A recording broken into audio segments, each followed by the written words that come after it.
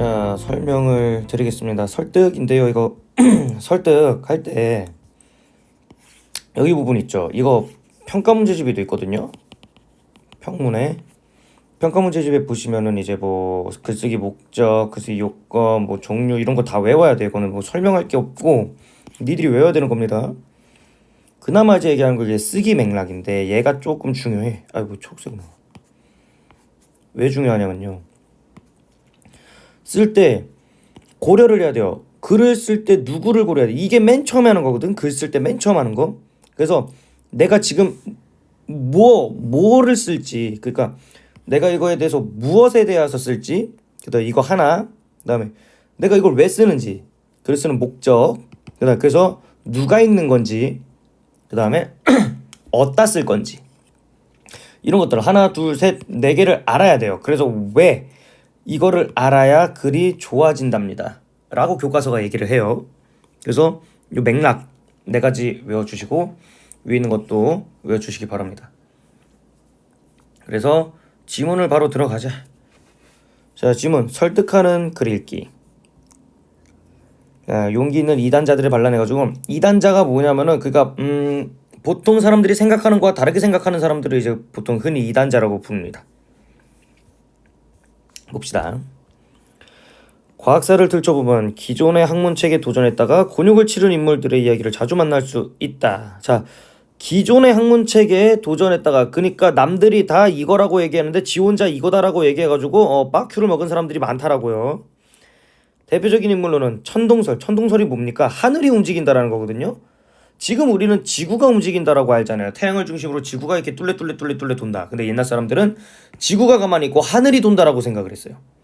그래서 자, 천동설을 부정하고 지동설을 주장한 갈릴레이다. 이 사람이 누구야? 용기 있는 이단자의 예시 첫 번째입니다. 갈릴레이. 이 사람이 야, 무슨 하늘이 움직이냐, 지구가 움직이는 거다라고 얘기했다가 저 새끼 저거 사탄이다, 귀신 들렸어? 이러면서 이제 욕을 처먹었단 말이지, 교회한테. 천동설을 지지하던 당시의 권력층은 그들의 막강한 힘을 이용하여 갈릴레이를 신의 권위에 도전한 이단자로 욕하고, 그렇죠, 목숨까지 위협했대요. 왜냐면 교회에서는 이제 신이 지구를 만들었고 지구가 세계 중심이다 이렇게 얘기했는데 갑자기 갈릴레이가 그딴 거 아님 이러니까 이제 그 중세 시대 때 그 교회 쪽에 힘이 엄청 셌거든요. 죽을 뻔했죠.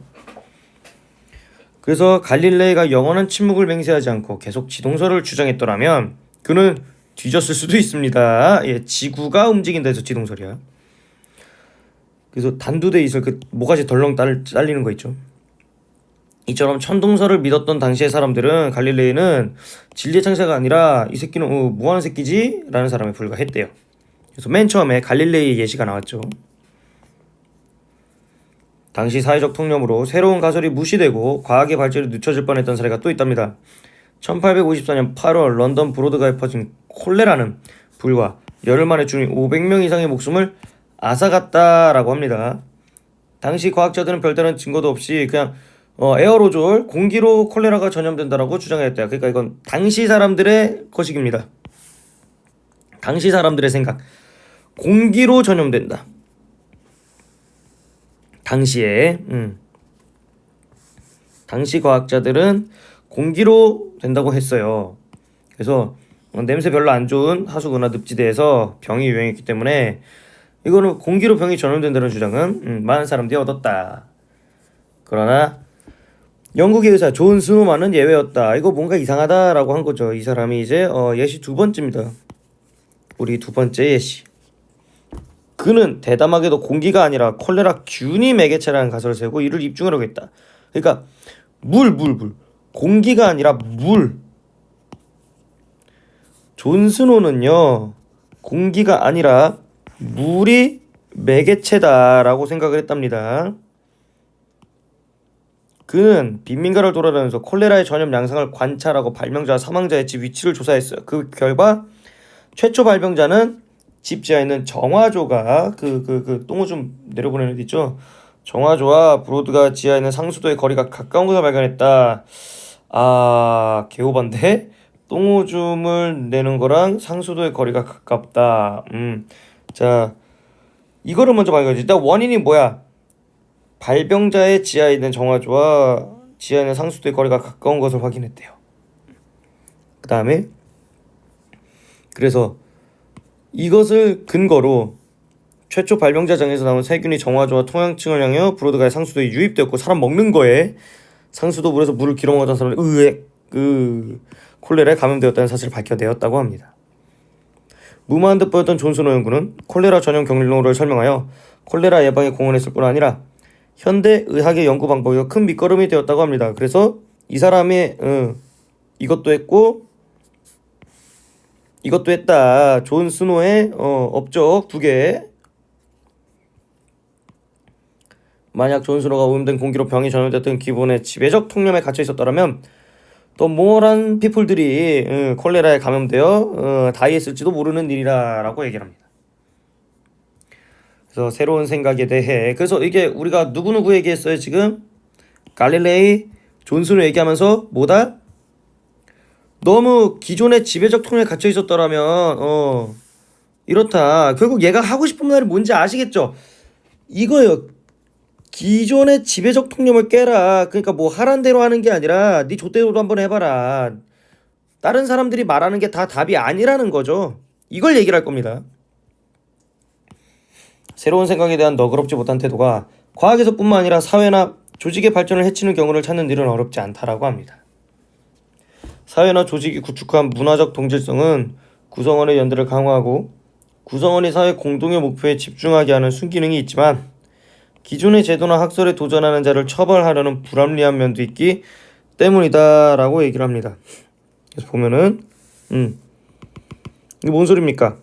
지금 우리는 과학 분야를 이제 사회로 낙하는 겁니다. 그러니까 야 너 왜 그따구로 행동해? 막 회사나 아니면 뭐 학교에서 하라는 대로 하는 게 과연 맞냐라는 소리죠.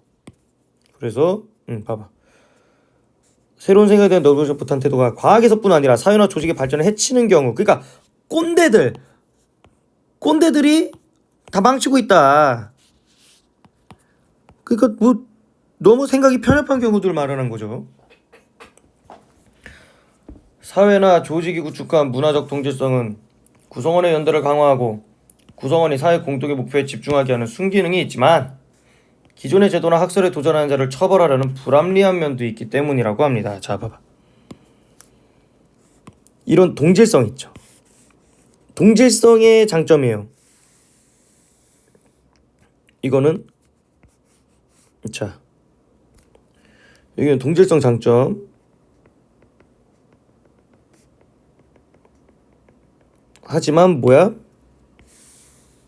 이건 다른 색으로 할까? 이거는 뭐야? 동질성 단점이죠.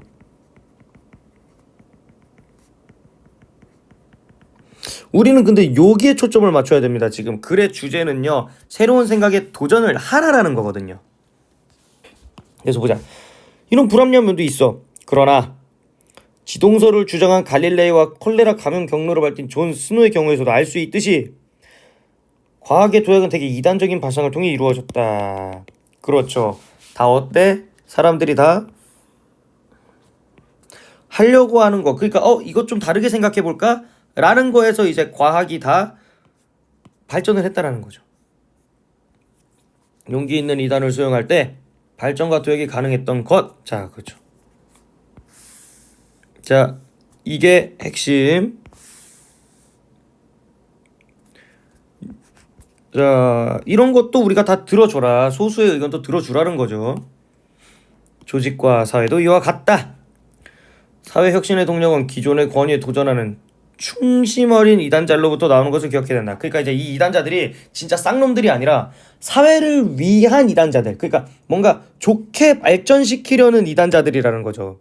아니 나쁜 쪽으로 완전히 막 아니야 니들은 틀렸어 이러면서 막 뿌락지짓하고 막 스파이짓하고 그런 게 아니라. 그래서 영국의 시인 밀턴은 르네상스를 화려하게 꼽힌 이탈리아 영광이 순식간에 몰락한 결정적인 원리는 바로 갈릴레이를 아가리 닥치게 한 것이라고 했다. 즉 뭐야? 권위 있는 사람의 말을 이용했습니다. 영국의 시인 밀턴이 뭐래? 이탈리아의 영광이 순식간에 몰락한 것은 이거다. 자, 그래서 여기 보시면은 밀턴 권위 있는 사람의 말을 인용해요. 이러면 뭐가 좋아요? 주제를 강조할 수가 있습니다. 밀턴은 권위 있는 사람이에요. 외우세요. 권위 있는 사람의 말을 인용하여 자신의 이야기를 강조했다. 기존 사회 편협한 시각에서 벗어나 이상한 말에 귀를 기울이라는 충고. 용기 있는 이단자들을 감싸고 그들을 활용하라. 그것이 우리 사회 성장과 발전의 동력을 결심하자. 주제입니다. 이게 주제예요. 용기 있는 사람들, 자, 새롭고 다양한 의견을 수용해야 하자 라는 말입니다. 그래서 원래 짧아요. 할만하죠? 그래서 뭐 여기 있는 것들 다 평가 문제집에 정리도 다 돼 있고요. 본인이 또 따로 정리를 해서 문제 푸시는데 도움이 됐으면 좋겠습니다. 자, 문제 풀고 와서 질문하세요. 수고했습니다.